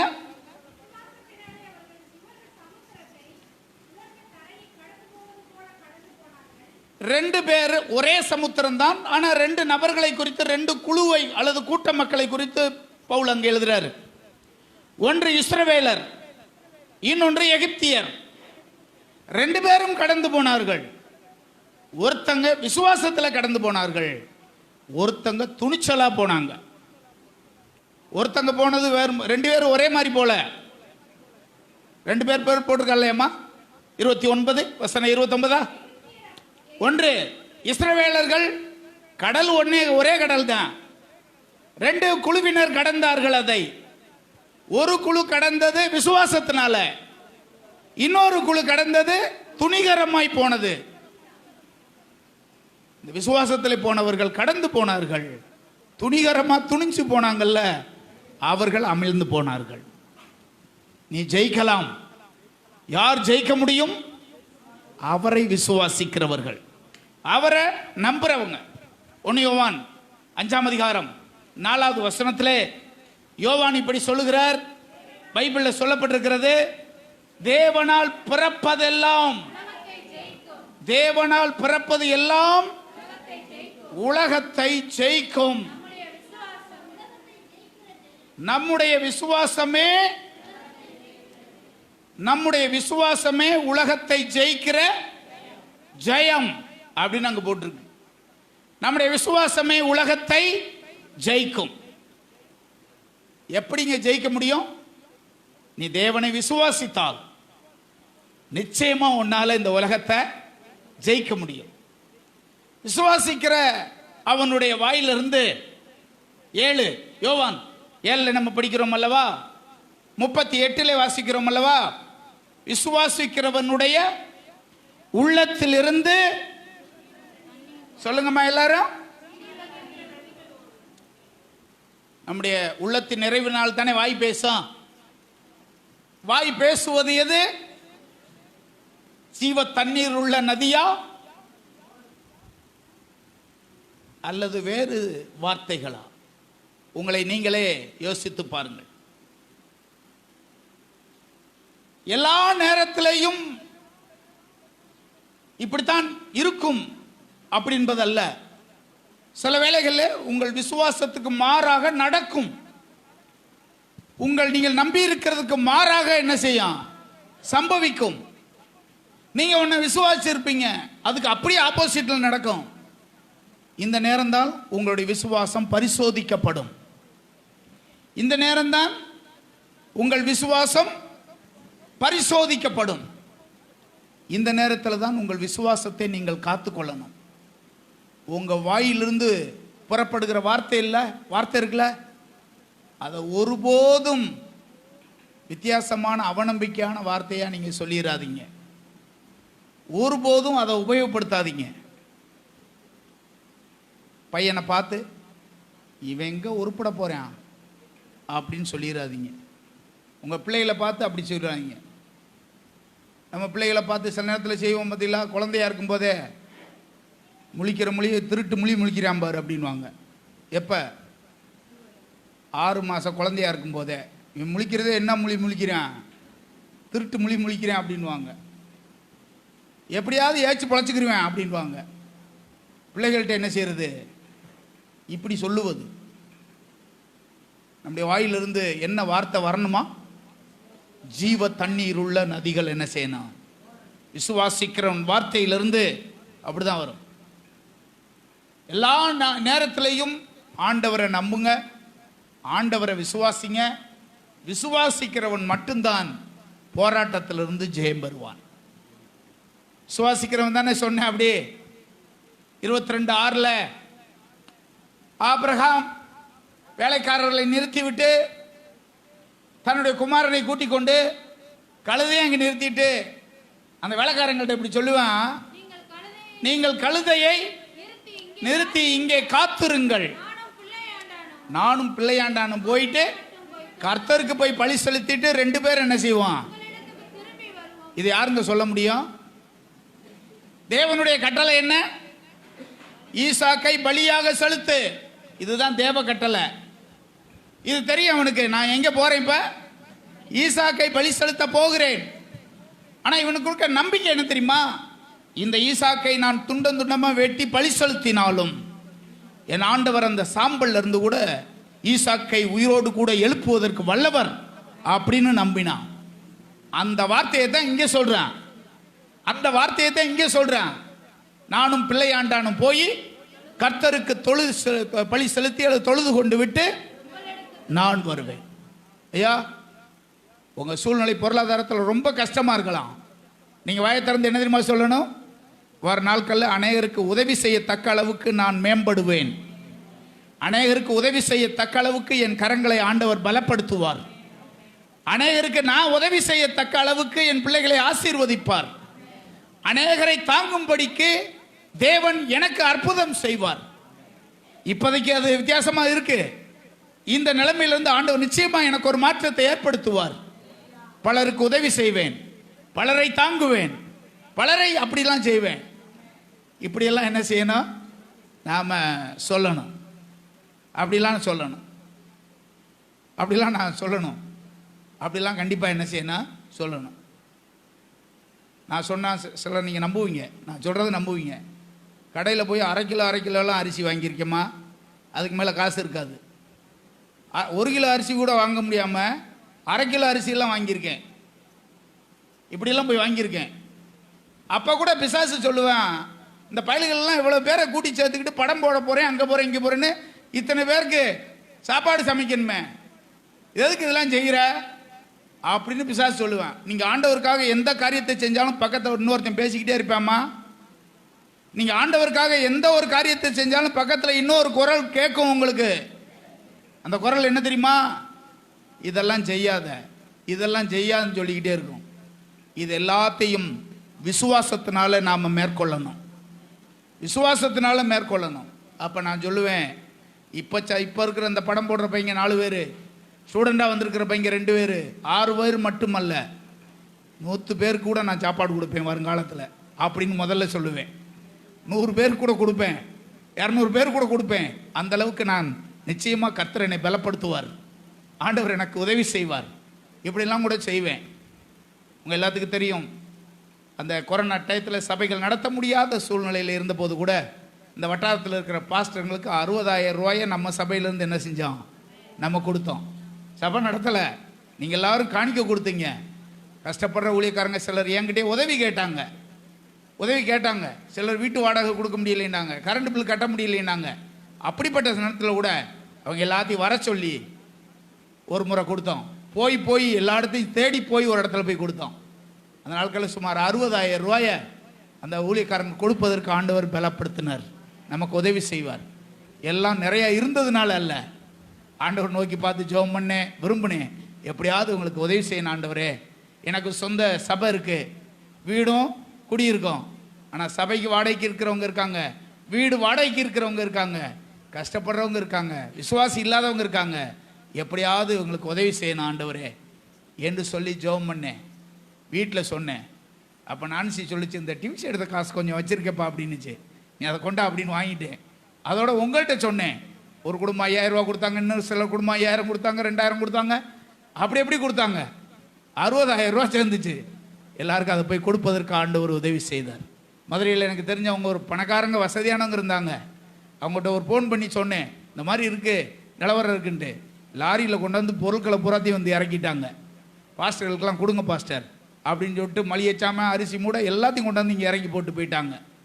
இப்படியெல்லாம் செய்வதற்கு ஆண்டவர் நமக்கு உதவி செய்வார். எப்பொழுது தெரியுமா?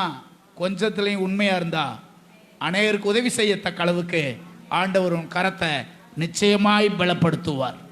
116:10 சங்கீதக்காரன் இப்படி சொல்றான் பாருங்க. 116:10 சங்கீதக்காரன் இப்படி சொல்றதை நம்ம பார்க்கிறோம். விசுவாசித்தேன், ஆகையால் நான் பேசுகிறேன். விசுவாசித்தேன், ஆகையால் நான் பேசுகிறேன். விசுவாசிக்கிறவனால தான் இப்படி பேச முடியும். நம்முடைய வார்த்தைகள் நம்முடைய பிள்ளைகள்கிட்ட இப்படி சொல்லணும். விசுவாசமான வார்த்தைகளை சொல்ல வேண்டியது அவசியமானது. அல்லேலூயா. ஒன்று, ஆண்டவர் உனக்குள்ளே இருந்தால் ஜெயிக்கலாம். இரண்டாவது, விசுவாசம் உனக்குள்ளே இருந்தால் ஜெயிக்கலாம்.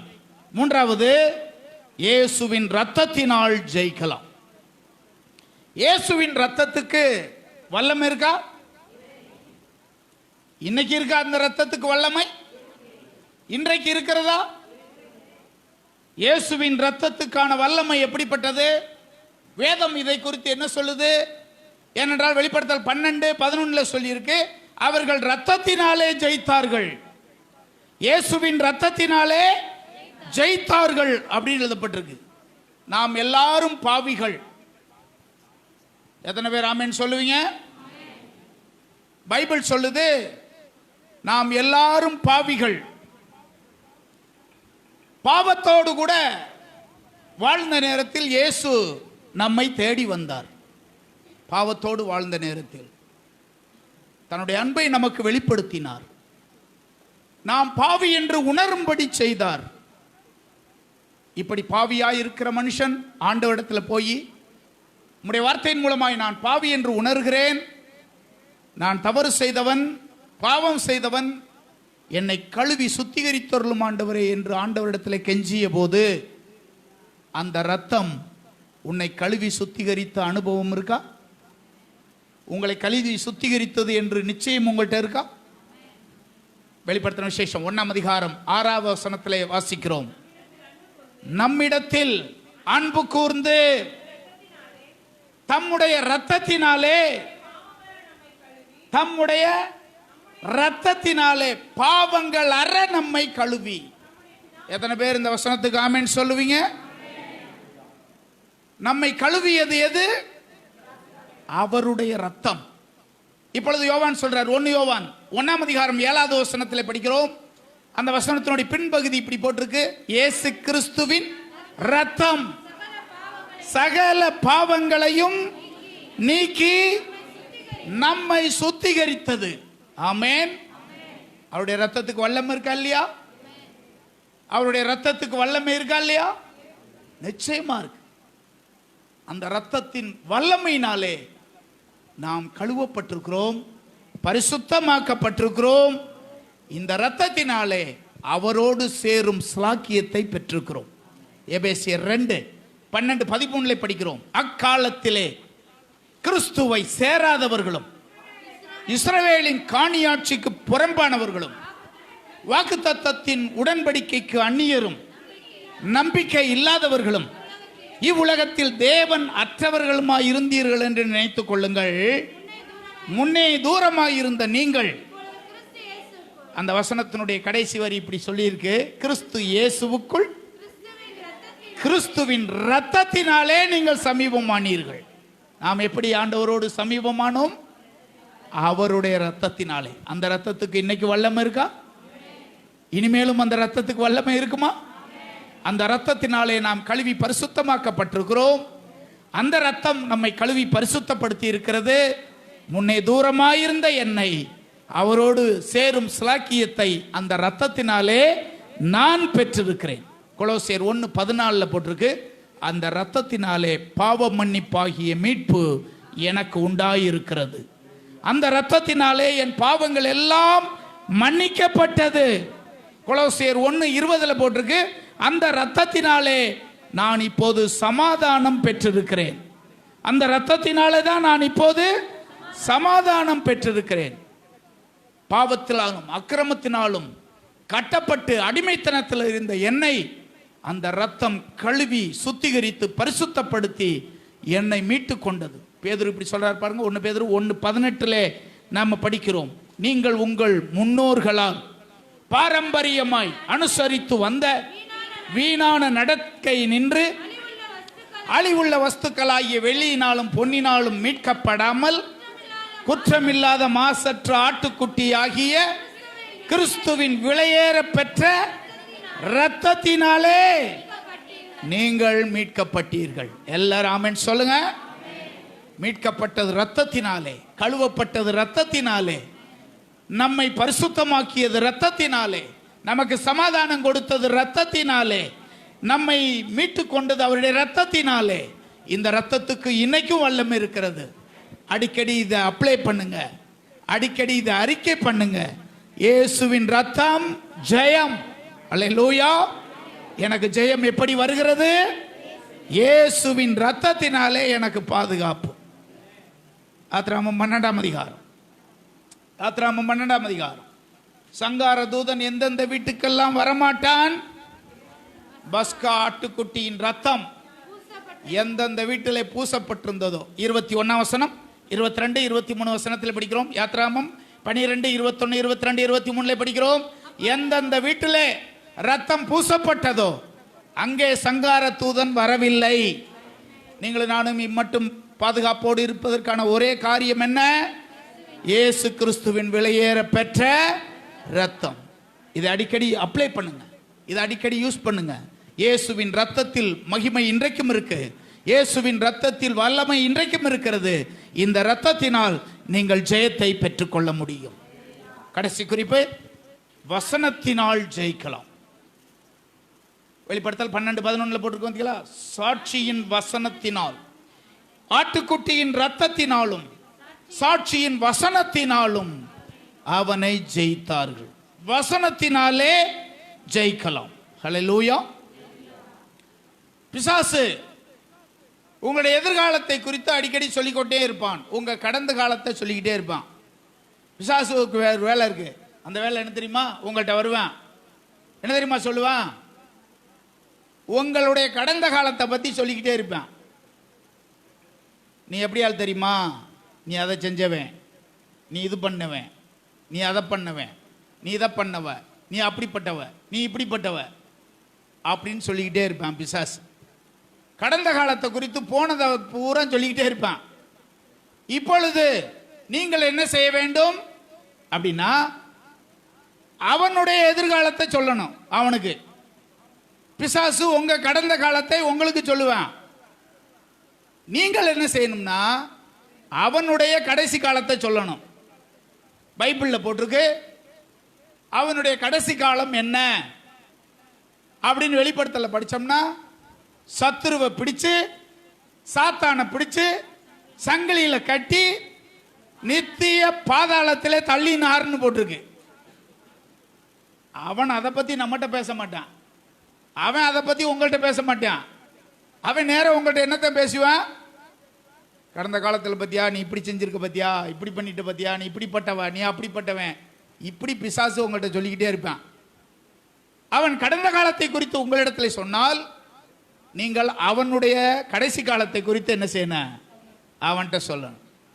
பைபிளில் போட்டிருக்கல்லவா, வசனத்தினாலே அவனை ஜெயிக்கலாம். இயேசு பிசாசை இப்படி ஜெயித்தா? மத்தேயு 4:4 அங்க போட்டிருக்கல்லவா, மனுஷன் அப்பத்தினால் மாத்திரம் அல்ல, தேவனுடைய வாயிலிருந்து புறப்படுகிற ஒவ்வொரு வார்த்தையினாலும் அவன் பிழைப்பான். இந்த கல்லுகளை எல்லாம் அப்பமாக்கி சாப்பிடலாம்ல அப்படின்னு பிசாசு ஏசுகிட்ட சொல்றான். தாழ குதியும் தேவ தூதர்கள்லாம் தாங்குவாங்கன்னு போட்டிருக்கல பைபிள்ல அப்படின்னு சொல்றான். இதுக்கெல்லாம் ஆண்டவர் எங்கிருந்து தான் பதில் சொல்றாரு பிசாசுக்கு? உபாகமத்திலிருந்து இருக்கிற பதில் எடுத்து அவன்கிட்ட சொல்றாரு. சரிப்பா, நீ சொல்றது ரைட்டு தாப்பா, உன் தேவனாகிய கர்த்தரை பரீட்சை பாராதிருப்பாங்கன்னு சொல்லியிருக்கல. இயேசுவோடு கூட பேசின பிசாசு என்கிட்ட வரவே கூடாதுன்னு சொல்லக்கூடாது. வருவான், ஏதாவது ஒன்று பேசுவான். நீங்க அவனுக்கு தக்க பதிலை என்ன செய்யணும்?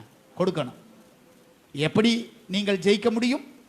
ஆண்டவருடைய வார்த்தையால், ஆண்டவருடைய வார்த்தையால். அதனால தான் நான் சொல்லுவேன், எப்பொழுதும் வேதத்தை அதிகமாக படிங்க, வேதத்தை வாசிங்க, வேதத்தை தியானம் பண்ணுங்க. தினந்தோறும் வேதத்தை படிக்கணுமா? இங்கே பாருங்க, ஞாயிற்றுக்கிழமை கொண்டு வந்துட்டு ஞாயிற்றுக்கிழமை கொண்டு வந்துட்டு அப்படியே கொண்டு போய் வச்சுட்டு திரும்ப ஞாயிற்றுக்கிழமை எடுத்துகிட்டு வர்றவங்கலாம் இருக்காங்க. அப்படி என்ன செய்யக்கூடாது, இருக்கவே கூடாது. ஒரு பையன், வாலிப பையன் வந்தான், சொல்கிறதுக்கு எனக்கு கஷ்டமாக இருக்குது. வாலிப பையன் ஒரு ஊரை சொன்னான், அந்த ஊரையும் சொல்லக்கூடாது. நம்ம எந்த ஊர்லேருந்து வர்ற, அவன் ஒரு ஊரை சொன்னான். எத்தனை வருஷமாக சர்ச்சுக்கு போகிற? பிறந்ததுலேருந்து போகிறேன் பாஸ்டர். அப்படியா? அவனுக்கு சில பாடங்களை கற்றுக் கொடுக்க வேண்டும். நாம் அதுக்காக தான் படிக்கிறதுக்காக வந்திருக்கேன். அந்த பையன் அவனுடைய தன்மை எப்படின்னு பார்த்துட்டு தான் அடுத்த ஸ்டெப்புக்கு அவனை கொண்டு போக முடியும். சில கேள்விகளை அவன்கிட்ட கேட்க ஆரம்பித்தேன். முத கேள்வி, ஆபிரகாமுக்கு எத்தனை மனைவிப்பா அப்படின்னு கேட்டேன்.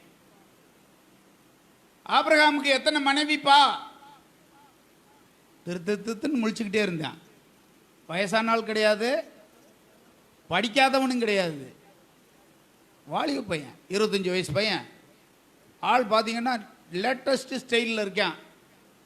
ட்ரெஸ்ஸும் முடியும் இதெல்லாம் பார்த்தீங்கன்னா கையில் பைபிளை வர வச்சுருக்கான். அவன் திருன்னு முழிக்கிறத பார்த்தோன்னே எனக்கு பயமாயிடுச்சு, சர்ச்சில் இப்படியும் பேலு இருப்பாங்களான்ட்டு. அப்போ தான் நினச்சேன், ஒருத்தனையும் கூப்பிட்டு என்ன செய்ய வேண்டியிருக்கு, நம்ம கேள்வி கேட்டாத்தையும் போல் இவங்க எப்படி படிக்கிறாங்க என்ன செய்கிறாங்கன்னு ஒன்றுமே தெரியாமல் இருக்க. பிறந்ததுலேருந்து போகிறேன்றேன். அவன் போகிறது நல்ல ஒரு சபை, நல்ல பாஸ்டரு. சரிப்பா விட்டுரு. ஈசா கூடிய அம்மா பேர் என்னப்பான்னு கேட்டேன், அதுக்கும் பதில் சொல்ல மாட்டேன்ட்டியா. இப்படிப்பட்டவர்களும் நல்ல சபையிலையும் என்ன செய்கிறாங்க, விசுவாசமாக இருக்காங்க. இன்னொரு பையன்கிட்ட கேட்டேன், தாவீதுக்கும் சாலமோனுக்கும் என்னடா வேணும்னு கேட்டேன். 2 பேரும் ஃப்ரெண்டு பாஸ்டர்ன்ட்டான். சபையில் இருக்கிற பையங்க விசுவாசிங்க. அப்போ தான் எனக்கே தெரிஞ்சு ஒருத்தனையும் என்ன செய்ய வேண்டியிருக்கு, நம்ம கேர் பண்ணணும். ஒவ்வொருத்தனையும் பார்த்து கேள்வி கேட்கணும், ஒருத்தனையும் பார்த்து கேட்கணும். இவங்க வாட்டு படிப்பாங்க, இவங்க வாட்டு படிச்சுக்கிறோம், அது வாட்டு படிச்சுக்கிறோம் அப்படின்னு நம்ம நினச்சிட்டு என்னத்தையே கத்திட்டு போய்கிட்டே இருக்கான். அது இங்கே கொண்டு வர்றதே பைப்பில் அப்படியே கொண்டு போய் ஜன்னலில் வச்சுக்கிட்டு பேசாமல் துணியை போட்டு மூடிவிட்டு இப்படி இருக்கிற ஆள்லாம் இருக்குது. எச்சரிக்கையாக இருங்க. டெய்லி வேதத்தை படிக்கணும். வேதத்தை நீ படிக்கலைன்னா பிசாசு ஒன்னே ஜெயிச்சிருவேன். நீ ஜெயிக்கணும்னா வசனம் உன்கிட்ட இருந்தால் தான் என்ன செய்ய முடியும், ஜெயிக்க முடியும். 106ஆம் சங்கீதம் 28வது வசனம் பாருங்க. 106ஆம் சங்கீதம் 105ஆம் சங்கீதம் 105ஆம் சங்கீதம் 28வது வசனம் பாருங்க. அவர் இருளை அனுப்பி அந்தகாரத்தை உண்டாக்கினார், அவருடைய வார்த்தைகளை எதிர்ப்பார் இல்லை. இந்த இடத்துல ஒரு வசனம் போட்டிருக்குமா, அவருடைய வார்த்தை தான் யாரையும் மேற்கொள்ளும். அவருடைய வார்த்தை தான் எந்த பிசாசையும் மேற்கொள்ளும். அதை மேற்கொள்வதற்கு இந்த உலகத்தில் எந்த சக்தியாலும் முடியாது. அந்த வார்த்தைகள் உங்கள் இருதயத்தில் இருக்கணும். அந்த வார்த்தையெல்லாம் எங்க இருக்கணும், இருதயத்தில் இருக்கணும். அந்த வார்த்தைகள் வேதத்தில் மட்டும் இல்லை, உங்க இருதயத்தில் இருக்கணும்.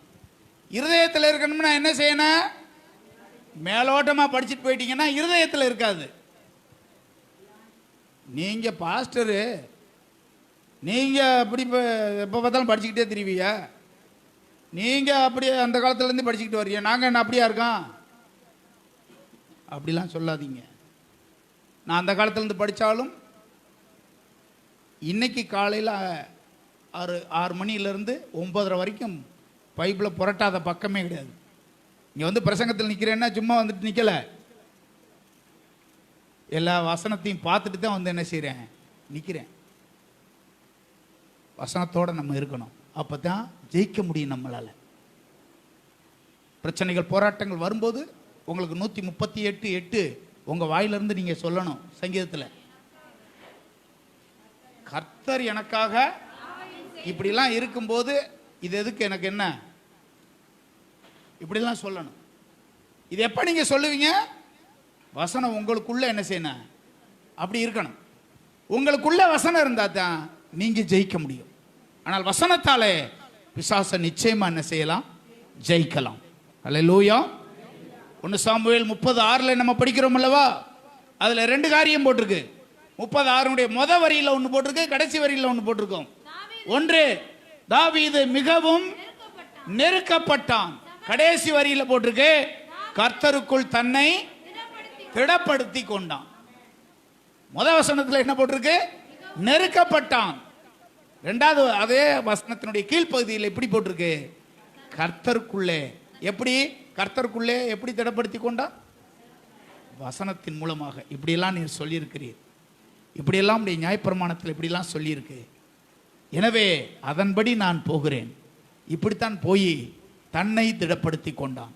நீ வேத வசனத்தை நீ சொன்னால் நீ நிச்சயமாய் உன்னை திடப்படுத்தி கொள்ள முடியும்.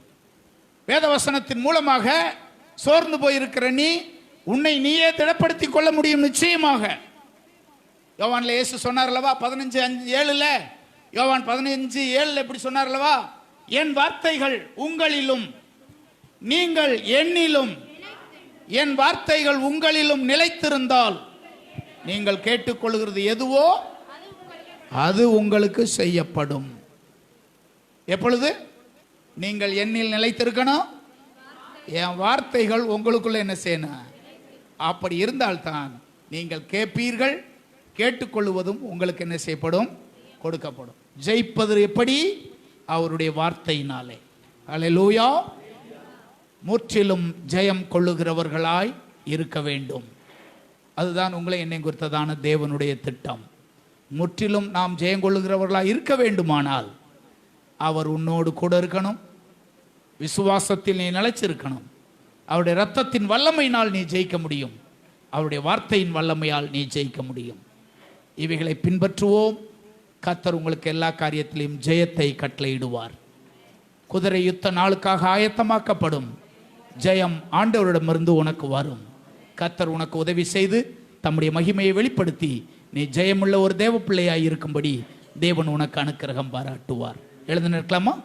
நாம் எல்லாரும் எழுந்து நின்று ஆண்டவருடைய முகத்தை நோக்கி பார்த்து, ஜெயம் கொடுக்கிறவர் அவர், ஜெயம் கொடுக்கிற ஆண்டவர் அவர். நாம் ஒருபோதும் தோல்வியாய் போவதை அவர் விரும்புவர் அல்ல. நம்மை ஜெயமுள்ளவர்களாய் இருக்கும்படி ஆண்டவர் விரும்புகிறார். எல்லாரும் அவரை நோக்கி பார்த்து, ஜெயம் கொடுக்கும் தேவனே, ஜெயம் கொடுக்கும் தேவனே, உம்மை சார்ந்து கொள்ளுகிறேன். நீர் எனக்கு அதிகமாய் வேண்டும் ஆண்டவரே, நீர் எனக்கு அதிகமாய் வேண்டும் ஆண்டவரே. இந்த ஜெப நேரத்திலே நீங்க எல்லாரும் செய்ய வேண்டிய ஒரு முக்கியமான ஜெபம், நீர் எனக்கு அதிகமாய் வேண்டும் ஆண்டவரே, நீர் எனக்கு அதிகமாய் வேண்டும் ஆண்டவரே. எல்லாரும் வாயை திறந்து சொல்லுங்க பாப்போம். எல்லாரும் வாயை திறந்து, நீர் எனக்குள் வேண்டும், நீர் அதிகமாய் வேண்டும், நீர்தான் எனக்கு அதிகமாய் வேண்டும் ஆண்டவரே, எனக்குள் அதிகமாய் வேண்டும் ஆண்டவரே, நீரே எனக்குள் அதிகமாய் வேண்டும் ஆண்டவரே. ஹல்லேலூயா, ஹல்லேலூயா, ஹல்லேலூயா. உம்மாலே ஒரு சேனைக்குள் பாய்வேன், உம்மாலே ஒரு மதிலை தாண்டுவேன். நீர் எனக்குள் வேண்டும் ஆண்டவரே, அதிகமாய் வேண்டும் ஆண்டவரே. என்னில் ராஜாவாக, என்னில் அரசனாக, என் இருதயத்தில் நீரே நிரம்பி இருக்க வேண்டும் ஆண்டவரே, நீரே நிரம்பி இருக்க வேண்டும் ஆண்டவரே. எத்தனை பேர் அதை விரும்புறீங்க? எத்தனை பேர் அதை வாஞ்சிக்கிறீங்க? நீர் எனக்குள் அதிகமாய் வேண்டும், நீர் எனக்குள் அதிகமாய் வேண்டும். தேவனை நோக்கி பார்த்து கூப்பிடலாமா? எல்லாரும் தேவனை நோக்கி பார்த்து எல்லாரும் கூப்பிடலாமா? நீர் எனக்குள் அதிகமாய் வேண்டும் ஆண்டவரே, நீர் எனக்குள் அதிகமாய் வேண்டும் ஆண்டவரே. ஹல்லேலூயா, ஹல்லேலூயா, ஹல்லேலூயா, ஹல்லேலூயா, ஹல்லேலூயா, ஹல்லேலூயா. இதாவே உம்மை நோக்கி பார்த்து வேண்டுகிறேன். ஒரு நாளும் உம்மை விட்டு பிரியாதபடிக்கு, ஒரு நாள் உம்மை விட்டு விலகாதபடிக்கு, ஒரு நாள் உம்மை விட்டு விலகாதபடிக்கு நான் உன்னோடு கூட வாழும் பாக்கியத்தை தாரும். உம்மோடு வாழும் ஸ்லாக்கியத்தை தாரும். உம்மோடு வாழுகிற ஸ்லாக்கியத்தை எனக்கு தாரும். நீர் எனக்குள் தங்கி இருந்து ராஜாவாய் அரசனாய் இருந்து என்னை வழி நடத்தும்படி என் இருதயத்தை உம்முடைய சமூகத்தில் ஒப்புக் கொடுக்கிறேன் ஆண்டவரே. நீர் எனக்கு அதிகமாய் வேண்டும்.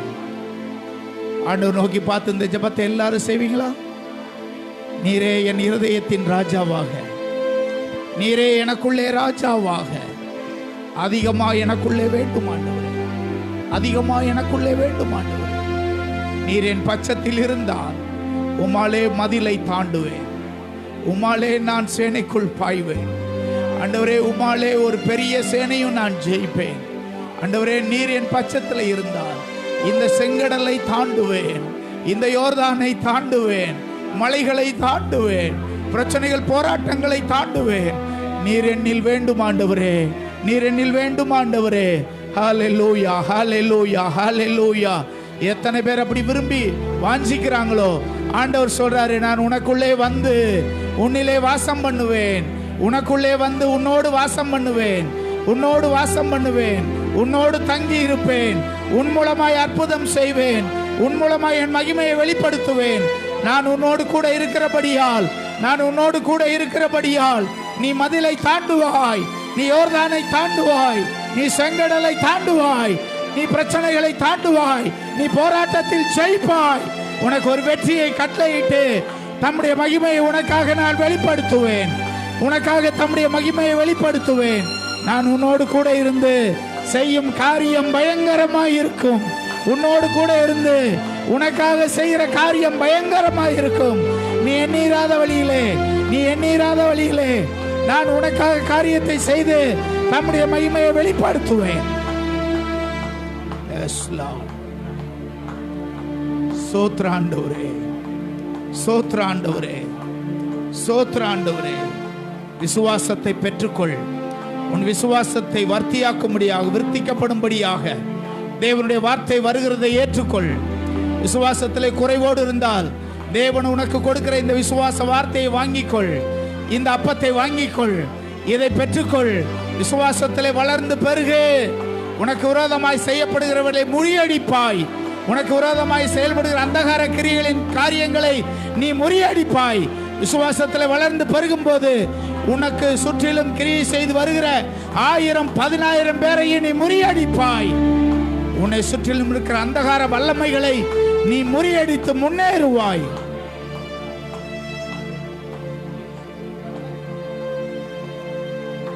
இயேசுவின் இரத்தத்தாலும் அவருடைய மேலான வல்லமை பொருந்திய வசனத்தாலும் நீ ஜெயத்தை பெற்றுக் கொள்கிறவனாயிருப்பாய், ஜெயத்தை பெற்றுக்கொள்கிற ஒரு மனிதனா இருப்பாய். எல்லாரும் சொல்லுங்க, இயேசுவின் ரத்தம், இயேசுவின் ரத்தம், இயேசுவின் ரத்தம். இதை சொல்லும் போதே ஒரு வல்லமையை நீங்கள் உணரணும். இதை சொல்லும் போதே ஒரு வல்லமை உங்கள் மீது இறங்கி வரும்.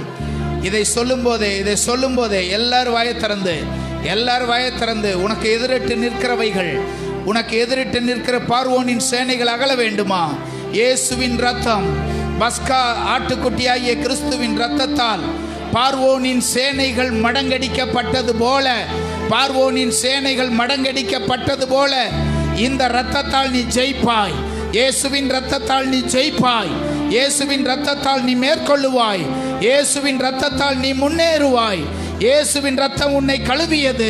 இயேசுவின் ரத்தம் உனக்கு மன்னிப்பை கொடுத்தது. இயேசுவின் ரத்தம் உன்னை மீட்டு கொண்டது.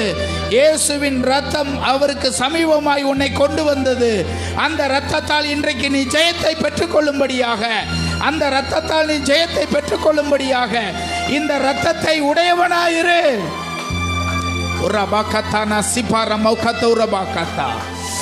ஹல்லேலூயா, ஹல்லேலூயா. இயேசுவின் ரத்தம் இந்த ஆலயம் முழுவதும் ஊற்றப்படுகிறது. இயேசுவின் ரத்தம் இந்த கட்டடம் முழுவதும் ஊற்றப்படுகிறது.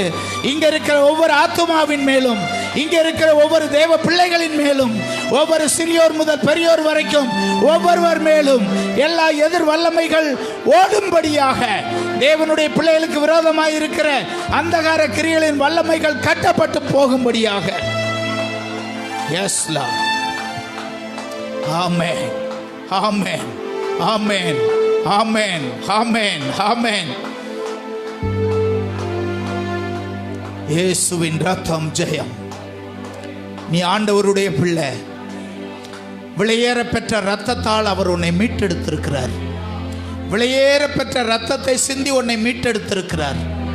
வெள்ளியினாலும் பொன்னினாலும் அல்ல, தன்னுடைய விலையேற பெற்ற ரத்தத்தை சிந்தி உன்னை மீட்டெடுத்திருக்கிறார். தன்னுடைய ரத்தம் கொண்டு உன்னை கழுவி இருக்கிறார். நீ தேவனுக்கு தூரமாய் இருந்த போது அவரே தேடி வந்து உன்னை தூக்கி எடுத்து உன்னை சமீபமா இப்ப கொண்டு வந்துட்டார். அவருடைய சிங்காசனத்தில் அவரோடு உட்காருகிற வாய்ப்பை உனக்கு தந்திருக்கிறார்.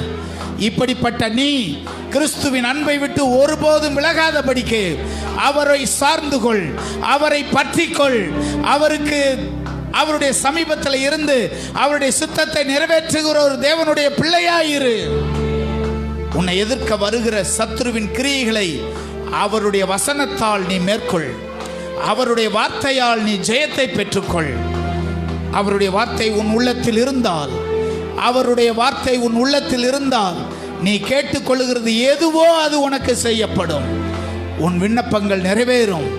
ஆண்டவர் நிச்சயமாய் உனக்கு உதவி செய்வார்.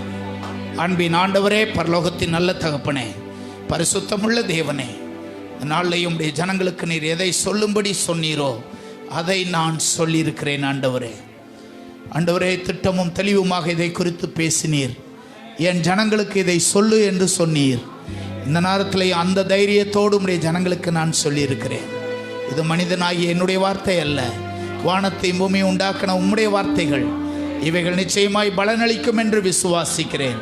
உம்முடைய ஜனங்கள் இந்த வார்த்தையின் மூலமாக ஆண்டவரே பிரயாணம் புறப்படட்டும். இந்த வார்த்தைகளின் பலம் கொண்டு இதை எடுத்து அவர்கள் புசித்து கொண்டபடினாலே எலியாவை போல இவர்கள் பிரயாணத்தில் பலப்படட்டும். இந்த ஆவிக்குரிய பிரயாணம் இவர்களை பலப்படுத்தி நடத்தட்டும். உதவி செய்வீராக, கிருபை பாராட்டுவீராக. எல்லா துதியையும் கனத்தையும் மகிமையும் உமக்கே செலுத்துகிறோம். இந்த இடத்துல இன்னொன்று இருக்கிற நம்முடைய பிள்ளைகள் ஒவ்வொருவருக்காக ஸ்தோத்திரம். உம்முடைய தயவுள்ள கரம், கிருபையுள்ள கரம் தொடர்ந்து உம்முடைய பிள்ளைகளோடு கூட இருந்து நடத்தட்டும்.